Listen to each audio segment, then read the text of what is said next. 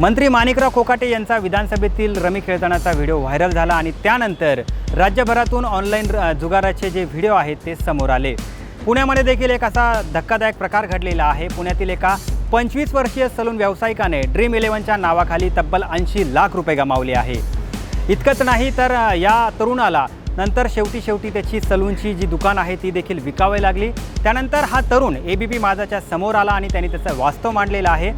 Dream 11 हेच एक मोठं व्यसन आहे। त्यामुळं वाईट उद्ध्वस्त काय वाटतं या ड्रीम 11 बद्दल? त्याच्यावर बंदी आली पाहिजे लोकांचं। मी आलोय पुढे, त्यामुळे अजून इंडियामध्ये भरपूर जण लोक खेळतात ते गेम, त्यामुळे लई लोकांचं आयुष्य उद्ध्वस्त। सरकारने तर 25 वर्षाच्या या तरुणाने सरकारला विनंती केली आहे की सरकारने आता हे ऑनलाईन जुगारचे जे ॲप्लिकेशन आहेत ते बंद करावे।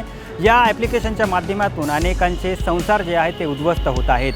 अर्थात आता सरकार याबाबत काय भूमिका घेते हे पाहणे आता गरजेचं आहे। तुम्हाला याबाबत काय वाटतं आम्हाला कमेंट करून नक्की कळवा आणि जास्तीत जास्त लोकांपर्यंत हा व्हिडिओ शेअर करा आणि पाहत रहा एबीपी माझा।